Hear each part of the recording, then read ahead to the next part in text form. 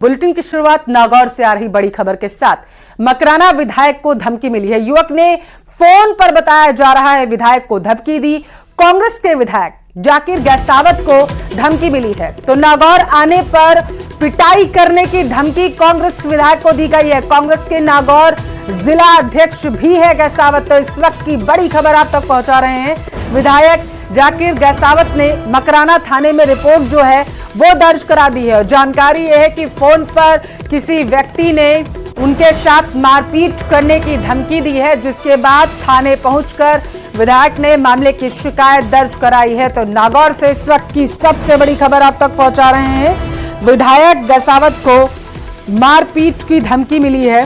जानकारी के अनुसार किसी व्यक्ति ने फोन किया और फोन पर उनसे मारपीट करने की धमकी दी गई है। हालांकि विधायक ने रिपोर्ट थाने में दर्ज करा दी।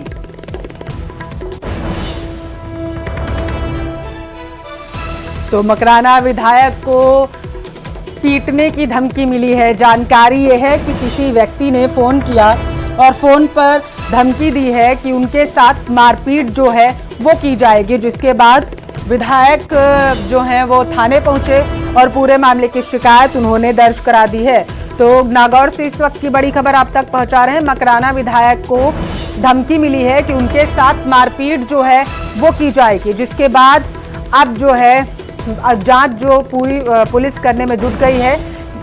सारे एंगल से जांच की जाएगी कि आखिर वो कौन व्यक्ति है जिसने मकराना विधायक को जान से मारने की धमकी दी, उनके साथ मारपीट करने की धमकी जो है उन्हें मिली है। ज्यादा जानकारी के साथ संवाददाता टेलीफोन लाइन पर महेंद्र जुड़ चुके हैं। महेंद्र, मारपीट की धमकी मिली है विधायक को, जरा पूरी जानकारी दीजिए। देखिए, विधायक जाकिर गहसावत ने इस संबंध में मुकदमा दर्ज करवाया है और उन्होंने ये रिपोर्ट दी है कि सोमवार को 11 मार्च को यानी कल सुबह 10:53 पर उनके पास राजेंद्र उर्फ राजू का कॉल आया और उसने ये धमकी दी कि नागौर आने पर विधायक के साथ मारपीट की जाएगी, साथ ही गाली गलौज भी की गई, अभद्र भाषा का प्रयोग किया गया। ये रिपोर्ट विधायक ने दी है। साथ में सुरक्षा के लिहाज से भी कहा है कि सुरक्षा दी जाए और इसके खिलाफ कार्रवाई की जाए। और विधायक ने साथ में एक बात ये भी कही है कि उन पर विधानसभा चुनाव के दौरान भी पंचायत प्रचार के दौरान बदतमीजी हो चुकी है, पंचायत समिति की साधारण सभा की बैठक में धक्का मुक्की हो चुकी है, तो पहले वाले मामलों में भी कार्रवाई नहीं करी गई और अब इस तरीके से नई धमकियां मिल रही है। तो विधायक की मांग यही है कि इसे गिरफ्तार किया जाए और उनके तो क्या पता चला, पहले जब उनके साथ धक्का मुक्की हुई थी तब उन्होंने शिकायत जो है थाने में दर्ज कराई थी क्या किसी प्रकार की, और तब सुरक्षा की मांग की गई थी उनकी तरफ से? देखिए, चुनाव प्रचार के दौरान जो चीज हुई थी उसे लेकर उन्होंने पुलिस को सूचित किया था। हाँ। तो वो स्थिति तो चुनाव प्रचार के दौरान रही। चुनाव प्रचार में कई बार इस तरह की स्थितियां बन भी जाती है, लेकिन ये थोड़ी अलग स्थिति है। फोन करके निजी नंबर पे उन्हें इस तरीके से धमकियां दी गई है और ये धमकी ये दी गई है कि आप नागौर आओगे तब किया जाएगा। मजे की बात यह है कि विधायक जाकिर गहसावत नागौर कांग्रेस के जिलाध्यक्ष भी है।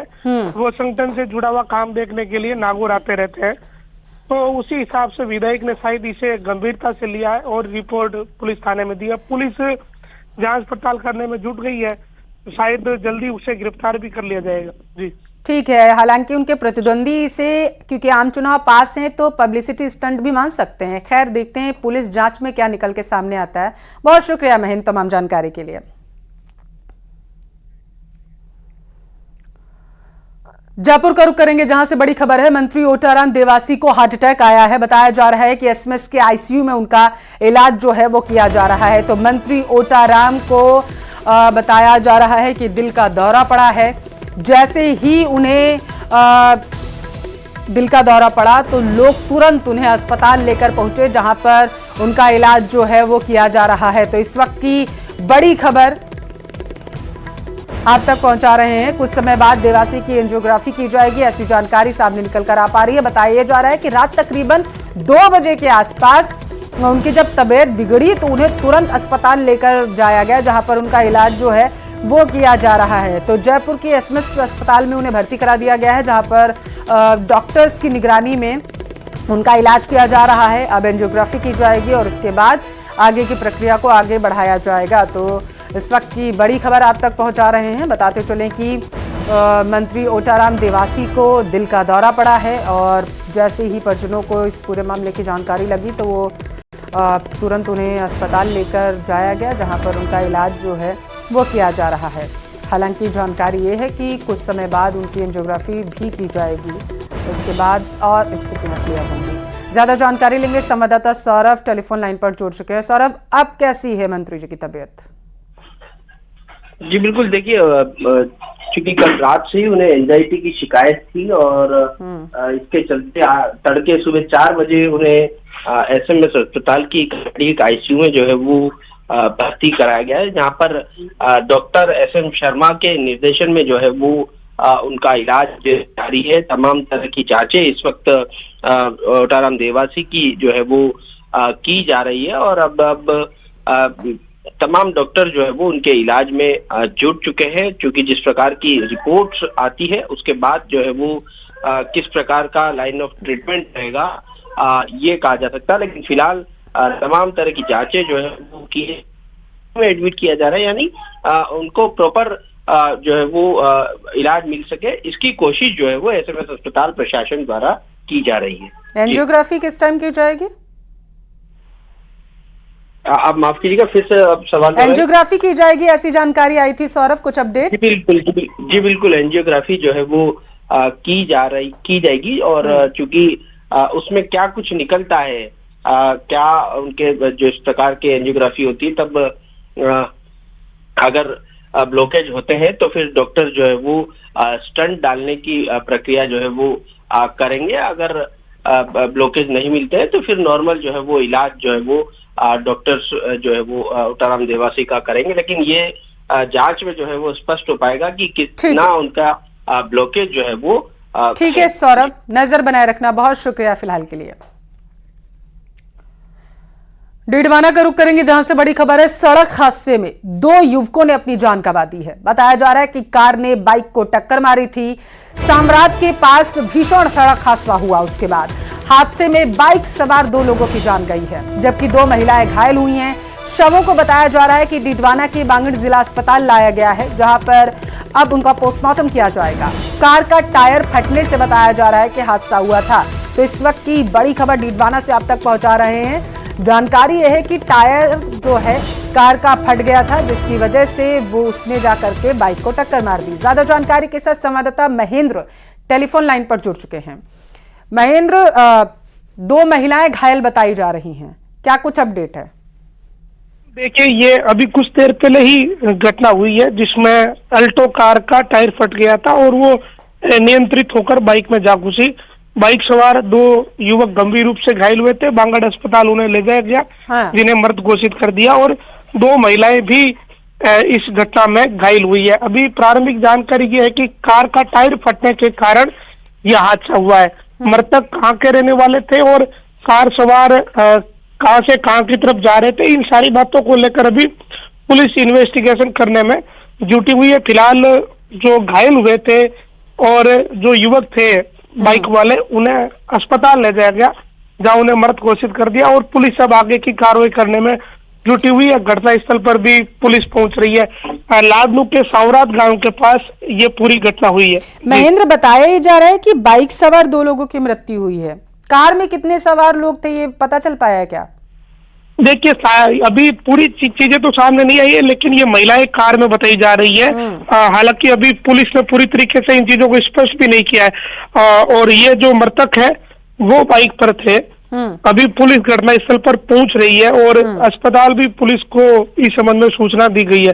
तो अभी प्रारंभिक जानकारियां है, पूरी जो जानकारियां स्पष्ट होने में थोड़ा और समय लगेगा। जी, मृतकों की पहचान हो पाई या नहीं? नहीं, देखिए, अभी मैं बता ही रहा था कि अस्पताल लाए हैं उनको। हालांकि उनकी बाइक के नंबर है तो पहचान तो हो जाएगी, ज्यादा समय नहीं लगेगा, लेकिन अभी बहुत ही प्रारंभिक जानकारियां ये है। जी, और महिलाओं की स्थिति अभी कैसी है, अगर आपके डॉक्टरों से बात हो पाई हो तो महेंद्र? देखिए, महिलाओं की स्थिति ठीक बताई जा रही है। उनका डीडवाना के बांगड़ अस्पताल में इलाज चल रहा है। पहले जो युवक ज्यादा गंभीर घायल हुए थे, पहले उनका तुरंत ही इलाज शुरू किया गया, लेकिन उन्हें फिर मृत घोषित कर दिया। इसके बाद महिलाओं का इलाज किया जा रहा है। अभी उनका बहुत शुक्रिया आपका जानकारी पहुंचाने के लिए। और रुख अब जयपुर का करेंगे, जहां से बड़ी खबर है। सब इंस्पेक्टर भर्ती परीक्षा पेपर लीक मामले से जुड़ा ये बड़ा अपडेट आप तक पहुंचाएंगे। 14 ट्रेनी सब इंस्पेक्टर की आज कोर्ट में पेशी की जाएगी, ऐसी जानकारी है। 6 दिन के रिमांड पर जो ये 14 ट्रेनी सब इंस्पेक्टर थे वो थे, पुलिस इनसे पूछताछ कर रही थी। अब जो है बताया जा रहा है कि कोर्ट में इनको पेश किया जाएगा। तो इस वक्त की बड़ी खबर आप तक पहुंचा रहे हैं। एसओजी ने 14 ट्रेनी एसआई को रिमांड पर लिया था। ज्यादा जानकारी के साथ संवाददाता जयपुर से टेलीफोन लाइन पर विष्णु जुड़ चुके हैं। विष्णु, आज कोर्ट में इन 14 ट्रेनी सब इंस्पेक्टर को पेश किया जाएगा, क्या कुछ अपडेट है? देखिए, आज 14 ट्रेनी सब इंस्पेक्टर्स को एसओजी कोर्ट में पेश करेगी। इसके लिए लगभग तैयारियां पूरी हो चुकी है, क्योंकि पिछले दिनों 6 दिन के रिमांड पर इन 14 ट्रेनी सब इंस्पेक्टर्स को पेपर लीक कांड के मामले में रिमांड पर लिया था। और रिमांड की अवधि जो आज पूरी होगी, उसके बाद आज वापस से इनको कोर्ट में पेश किया जाएगा। हो सकता है कि इनमें से कुछ को वापस से रिमांड पर ले लिया जाए। लेकिन एक खास बात ये थी कि 6 दिन की रिमांड की अवधि में कई तथ्य खुलासा हुआ, जिनमें सबसे बड़ी सामने ये भी आई कि जो 14 ट्रेनी सब इंस्पेक्टर थे, उनमें से कुछ के जो डॉक्यूमेंट्स थे, सर्टिफिकेट थे, वे भी फेक पाए गए। यानी कि फर्जी डॉक्यूमेंट बना करके ये लोग सब इंस्पेक्टर भर्ती परीक्षा में शामिल हुए थे। ऐसी जानकारी एसओजी के में पड़ताल में सामने आई है। साथ में उनसे और भी नामों के खुलासे रिमांड के दौरान जब पूछताछ इसमें सामने आए, जिनमें अब 6 दिन के रिमांड में एसओजी ने कई जिलों में जाकर के दबिश दी है। कई तथ्य एसओजी के सामने है, जिसके आधार पर आगे आने वाले दिनों में और भी गिरफ्तारियां होंगी। जी, पिछली बार जब इन्हें कोर्ट में पेश किया गया था तो तस्वीरें थोड़ी ठीक सामने नहीं आई थी। इस बार सुरक्षा के क्या इंतजाम? बिल्कुल पल्लवी, इस बार सुरक्षा के इंतजाम और पुख्ता किए जाएंगे। इसके लिए सदर और जो बनीपाल थाने की पुलिस को उसको भी आगाह कर दिया गया है। साथ में जो कोर्ट में जो वकील हैं, उनसे भी पुलिस अपील कर रही कि पूरी तरीके से शांति मतलब बनाते हुए ही इन आरोपियों को पेश किया जाए। तो सुरक्षा का जो घेरा है, वो बंदोबस्त वो मजबूत इस बार एसओजी की ओर से किया जाएगा। उसके लिए जयपुर कमिश्नरेट को भी लिखा गया है। जी विष्णु, क्या लग रहा है आपको, क्या एक बार फिर से एसओजी की टीम रिमांड पर मांगेगी ताकि और ज्यादा पूछताछ की जा सके? इन लोगों से रिमांड मांग सकती है? देखिए, बिल्कुल पेपर लीक कांड में जिस तरह से संगठित गिरोह काम कर रहा है, ऐसे में रिमांड की अवधि और बढ़ाई जा सकती है, रिमांड और मांगा जा सकता है। क्योंकि कुछ लोग इसमें ऐसे हैं जो अभी और जिनके तार और इस गैंग से जुड़े हुए हैं। क्योंकि महिला जो ट्रेनी सब इंस्पेक्टर्स हैं, हो सकता है कि उनको जेल आज न्यायिक परीक्षा में भेज दिया जाए। लेकिन कुछ पुलिस सब इंस्पेक्टर जो इस समय गिरफ्तार है रिमांड पर, उनका रिमांड और मांगा जा सकता है। ऐसा बिल्कुल संभावना है। जी ठीक है विष्णु, बहुत शुक्रिया जानकारी के लिए।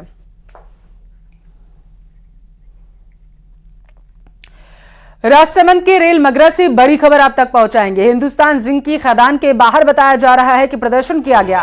जिंक की सिंदेसर खुर्द माइंस के बाहर प्रदर्शन किया जा रहा है। सुबह से स्थानीय युवा और ग्रामीण यहां पर जुटे हुए हैं, नारेबाजी की जा रही है। स्थानीय लोगों को भी रोजगार देने की मांग इनके तरफ से की जा रही है। तो बड़ी खबर आप तक पहुंचा रहे हैं। ग्रामीणों ने ए शिफ्ट के श्रमिकों को माइंस में प्रवेश नहीं करने दिया, ऐसी जानकारी। यानी कि जो मॉर्निंग शिफ्ट में लोग रहते हैं, ग्रामीणों ने उन्हें माइंस में प्रवेश ही नहीं करने दिया, उन्हें रोक दिया है। और वहां पर जमकर नारेबाजी की जा रही है, प्रदर्शन किया जा रहा है। मांग ये की जा रही है कि स्थानीय लोगों को भी जो है अवसर दिया जाए रोजगार का यहाँ पर। तो रेल मगरा पुलिस वहां पर मौजूद है, मोर्चा संभाले हुए है। स्थितियों को कंट्रोल में करने की कोशिश पुलिस की तरफ से की जा रही है।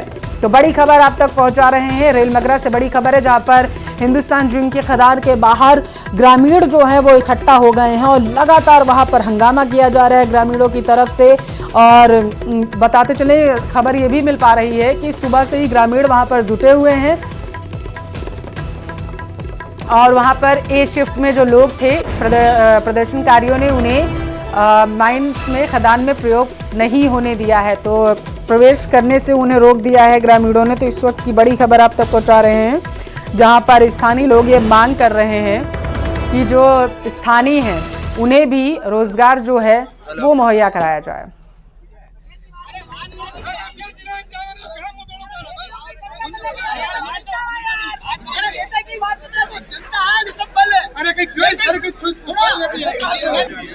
तो ये देखिए, ये तस्वीरें हमने आपको दिखाई, आपके टेलीविजन स्क्रीन पर हैं। यहाँ पर स्थानीय लोगों की कुछ लोगों से झड़प भी हो रही है। बताते चले कि बड़ी संख्या में पुलिस बल की वहाँ पर तैनाती कर दी गई है ताकि जो वहाँ पर स्थितियाँ हैं उनको कंट्रोल में किया जा सके। हालांकि तस्वीरों में आप देख सकते हैं बड़ी संख्या में वहाँ पर स्थानीय लोग जो हैं वो एकत्रित हो गए हैं और ए शिफ्ट के श्रमिकों को उन्होंने खदान में प्रवेश नहीं करने दिया।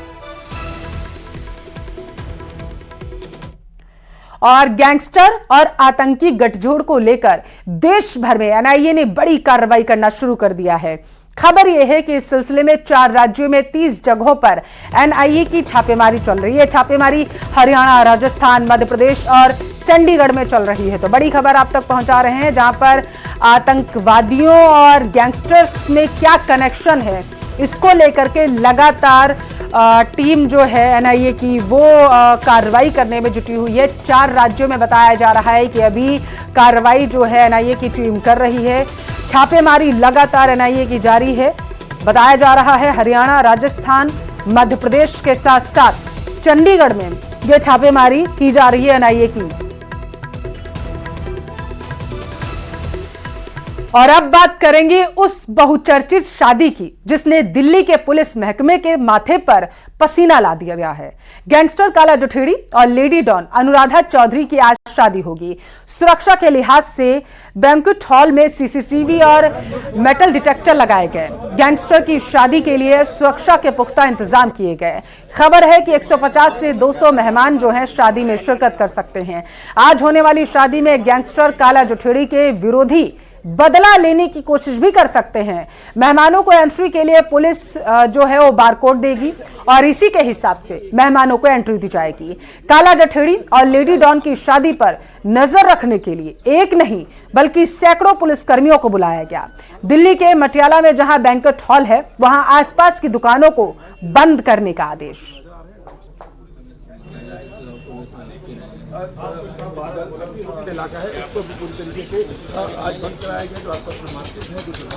तो गैंगस्टर काला जुठेड़ी और लेडी डॉन की आज शादी है, जिसको देखते हुए वहां पर सुरक्षा के कड़े इंतजाम किए गए हैं।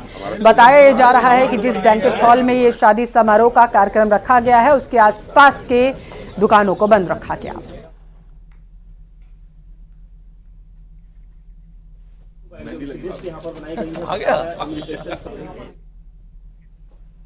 सीधी तस्वीरें अहमदाबाद से आपको दिखाएंगे। पीएम मोदी कुछ बोल रहे हैं, सुनिए आप। करना है मुझे, देश को लगना चाहिए, ये पारंपरिक निर्माण की शैली को बनाए रखना है। आने वाले समय में ये पुनर्निर्माण देश और विदेश के लोगों में एक नया आकर्षण पैदा करेगा। साथियों, आजादी के बाद जो सरकारें रही, उनमें देश की ऐसी विरासत को बचाने की ना सोच थी और ना ही राजनीतिक इच्छा शक्ति थी। एक तो विदेशी दृष्टि से भारत को देखने की आदत थी और दूसरी तुष्टीकरण की मजबूरी थी, जिसकी वजह से भारत की विरासत, हमारी महान धरोहर ऐसे ही तबाह होती गई। अतिक्रमण, अस्वच्छता, अव्यवस्था, इन सभी ने हमारी विरासतों को घेर लिया था। मैं काशी का सांसद हूं, मैं काशी का आपको उदाहरण देता हूं। वहां 10 साल पहले क्या स्थिति थी पूरा देश जानता है, लेकिन जब सरकार ने इच्छा शक्ति दिखाई तो लोगों ने भी सहयोग किया और काशी विश्वनाथ धाम के पुनर्निर्माण के लिए 12 एकड़ जमीन निकल गई। आज उसी जमीन पर म्यूजियम, फूड कोर्ट, मुमुक्षु भवन, गेस्ट हाउस, मंदिर चौक, एम्पोरियम, यात्री सुविधा के तरह अनेक प्रकार की सुविधाएं विकसित हो गई है इस पुनर्निर्माण के बाद। और आप देखिए 2 साल में 12 करोड़ से ज्यादा श्रद्धालु विश्वनाथ जी के दर्शन करने आए हैं। इसी तरह अयोध्या में श्री राम जन्मभूमि के विस्तारीकरण के लिए हमने 200 एकड़ जमीन को मुक्त कराया। इस जमीन पर भी पहले बहुत सघन कंस्ट्रक्शन था। आज वहां राम पथ, भक्ति पथ, जन्मभूमि पथ और अन्य सुविधाएं विकसित की जा रही है। अयोध्या में भी पिछले 50 दिन में 1 करोड़ से ज्यादा श्रद्धालु भगवान श्री राम के दर्शन कर चुके हैं।